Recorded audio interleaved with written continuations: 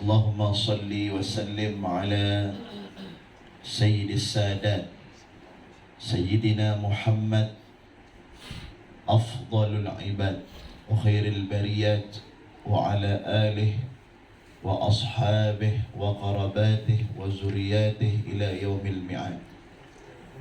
اللهم صل صلاة كاملة وسلم سلاما تاما على سيدنا محمد الذي تنحل به العقد وتنفرج به القرب وتقضى به الحوائج وتنال به الرغائب وحسن الخواتم ويستسقى الغمام بوجهه الكريم وعلى آله وأصحابه في كل لمحة ونفس بعدد كل معلوم لك. سبحانك لا علم لنا إلا ما علمتنا إنك أنت العليم الحكيم. ربي اشرح لي صدري ويسر لي أمري واحلل عقدة من لساني يفقه قولي. لا حول ولا قوة إلا بالله العلي العظيم. السلام عليكم ورحمة الله وبركاته.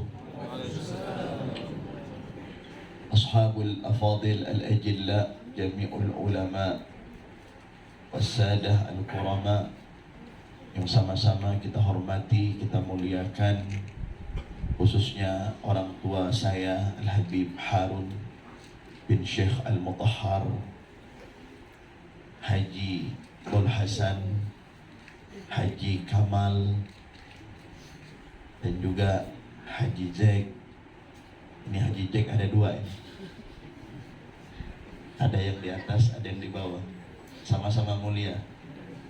Yang mudah-mudahan mereka semuanya insya Allah diberikan berkah umur, sehat walafiat. Karena kita ini perlu dengan orang tua. Ya, nggak ada Haji Haris di sini. Ya, masya Allah. Mudah-mudahan mereka semuanya diberikan sehat walafiat dan mudah-mudahan Allah naungi beliau-beliau dengan rahmat dan kasih sayangnya. Amin ya rabbal alamin. Khususnya kepada sahibud dar akhina al-ustad al-hajj Akmal yang masya Allah tabarakallah, beliau bersama orang tuanya, bersama ibundahnya, abahnya yang telah mempersiapkan tempat ini, taman ilmu yang sangat luar biasa. Bukan hanya menjadi taman ilmu, tetapi ini adalah bagian raudhah min riyadil jannah. Idza marartum bi riyadil jannah farta'u. Apabila kalian wahai sahabat-sahabatku melalui berjalan di taman-taman surga yang ada di dunia, maka singgah. Dengarkan, simak apa yang disampaikan bagi para penghuninya. Qila wa ma riyadul jannah ya Rasulullah, atau kama qala.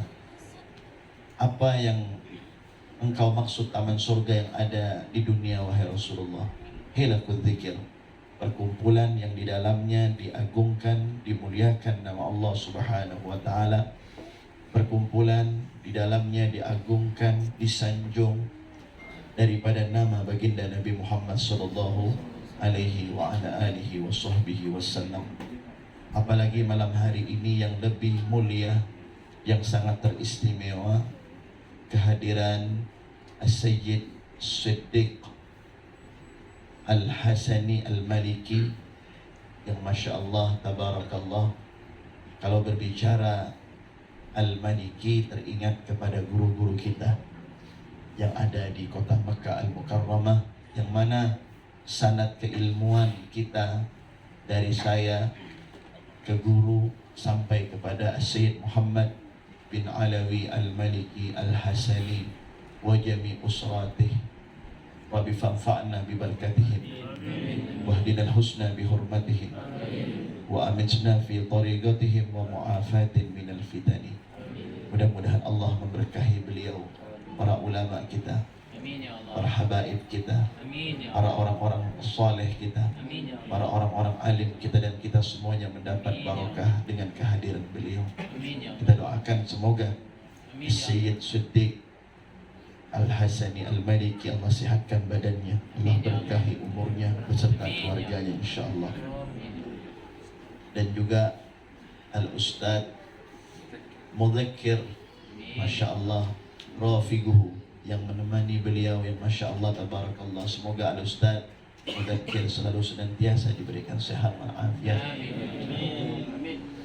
Malam hari ini saya tidak berbicara terlalu lama, karena tentunya saya juga ingin belajar kepada Ustaz Akmal, belajar kepada As-Sayyid Siddiq, belajar kepada Ustaz Mudzakkir, belajar kepada banyak para ulama-ulama pada malam hari ini.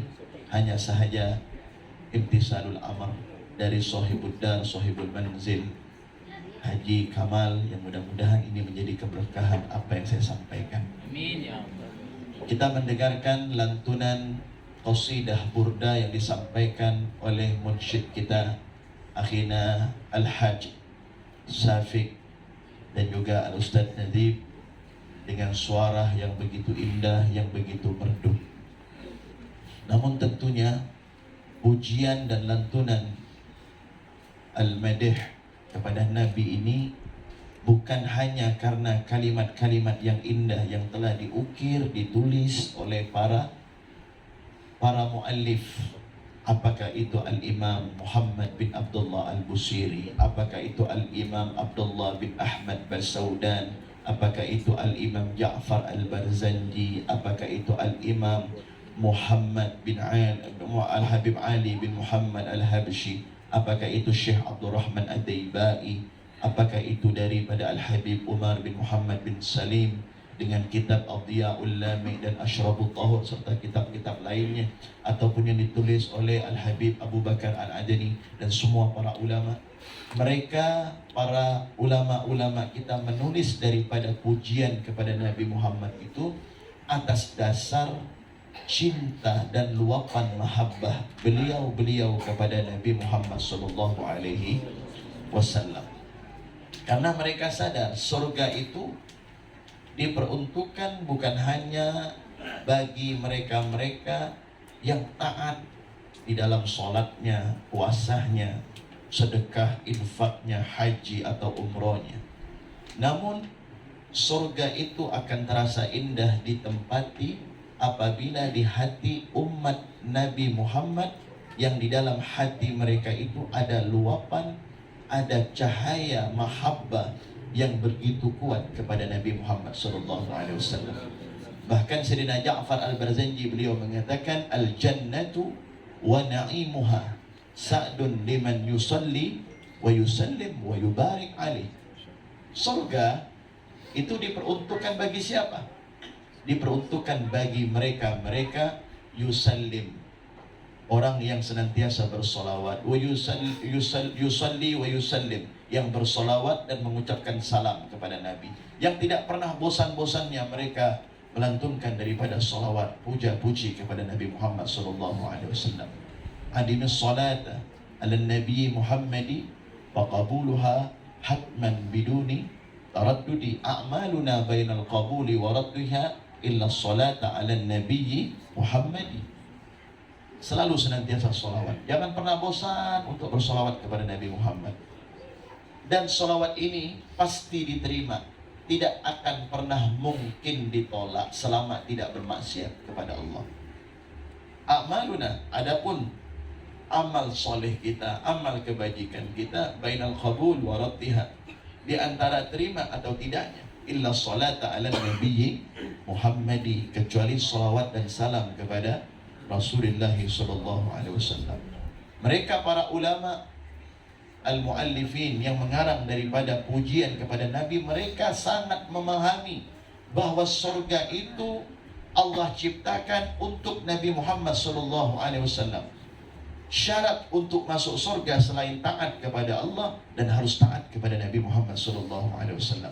Bentuk ketaatan umat terhadap Nabi diantaranya lidahnya tidak pernah kering, melainkan selalu basah di dalam mengagungkan, memuji, mengeluhkan daripada Rasulullah sallallahu alaihi wasallam. Maka Al-Imam Muhammad bin Abdullah Al-Busiri 120 bait yang di situ disebutkan fama belaghul ilmi fihi annahu basyarun.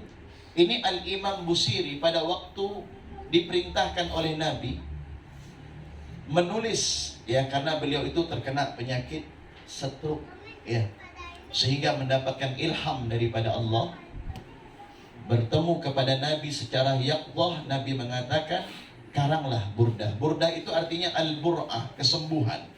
Juga burdah itu bisa diartikan rida, surban, ya.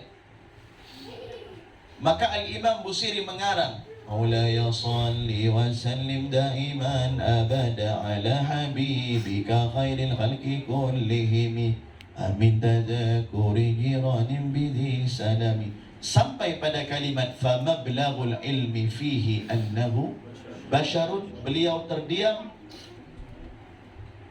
tidak mampu meneruskan apa yang harus diteruskan lagi kalimat ini. Nah, kata para ulama, itu Nabi langsung datang. Nabi langsung mengatakan, wa qala Rasulullah sallallahu alaihi wasallam wa annahu khairul khalqillahi kullihim. Ini saya dengar daripada guru dan guru-guru kita, Al-Habib Salim bin Abdurrahman bin Syihab, salah satu daripada alumni As-Sayyid Muhammad bin Alawi Al-Maliki, alumni Al-Khariji Al-Dakhili.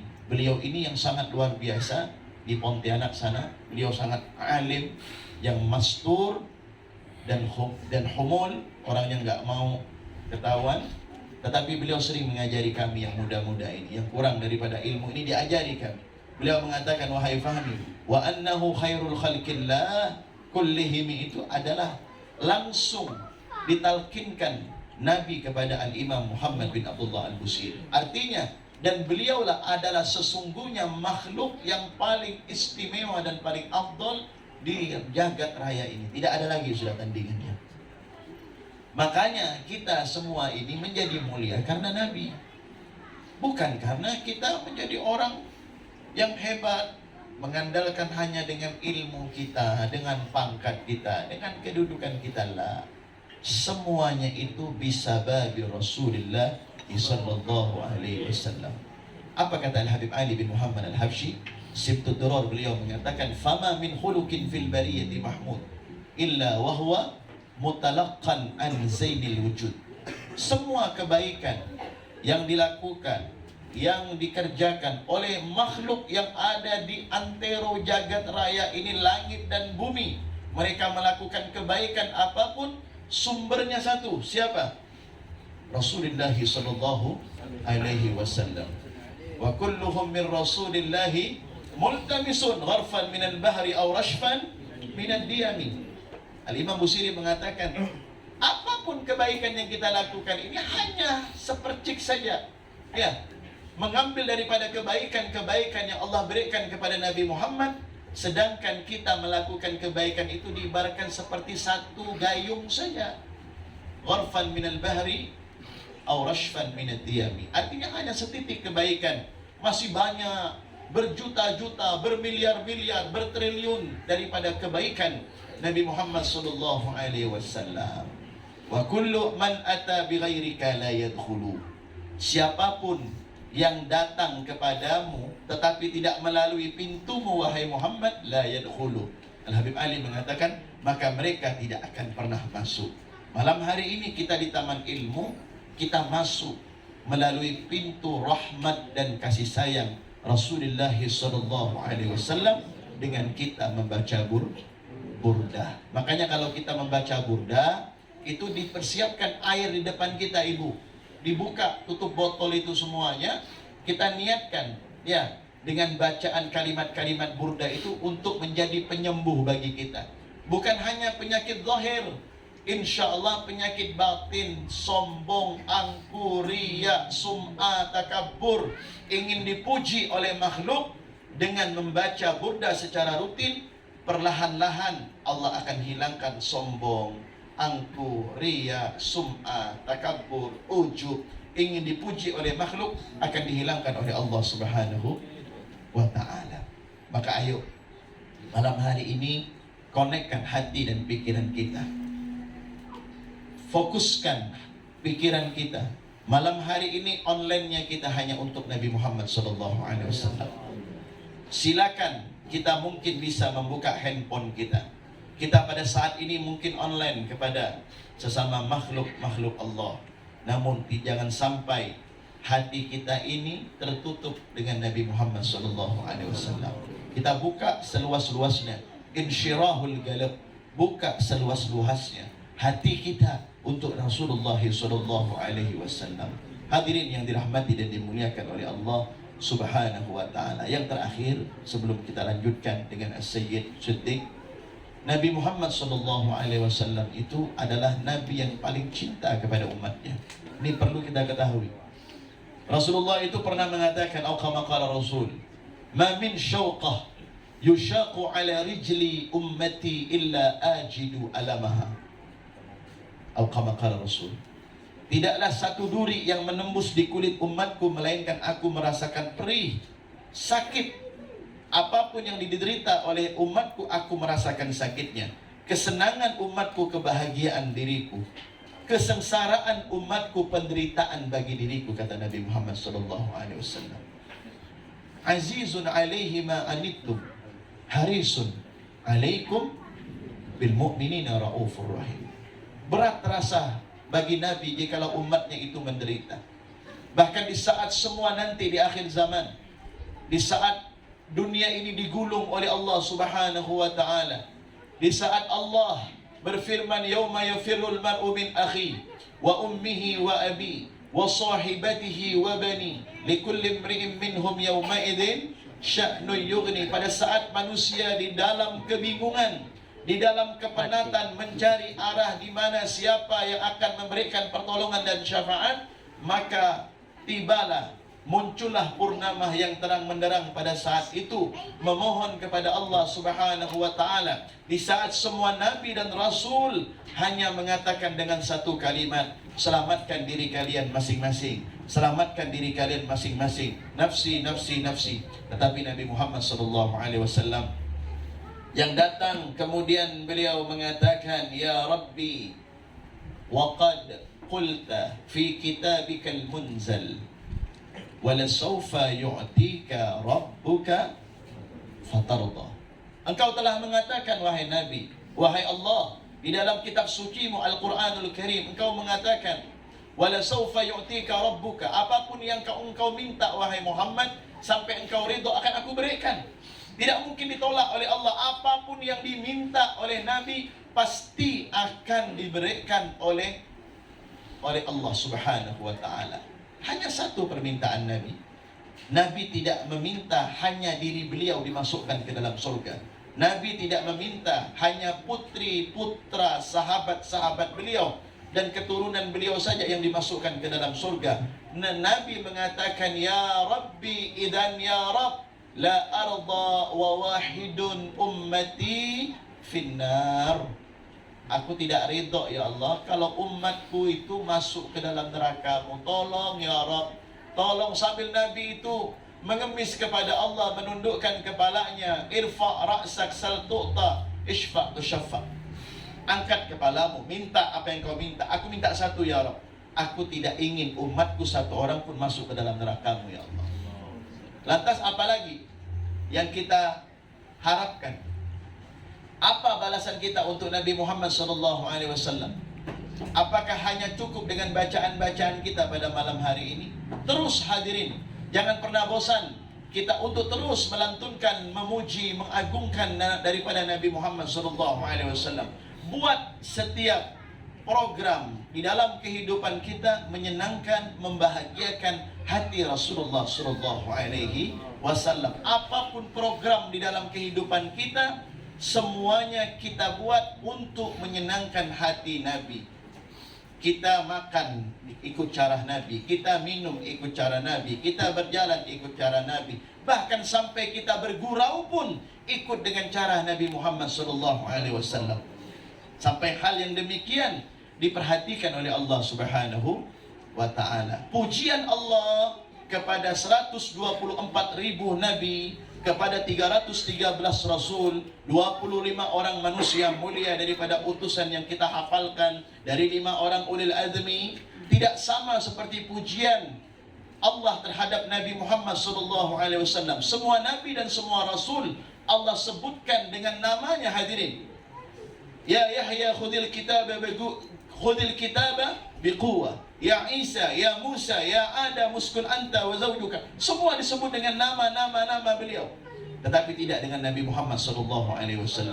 Semua dari 1 juta huruf Al-Quran, ya, dari 114 surah, dari 30 juz Al-Quran, di situ disebutkan semua pujian Allah memuji kepada kekasihnya Muhammad SAW dengan pujian menyebutkan pangkat, martabat, kedudukan Nabi.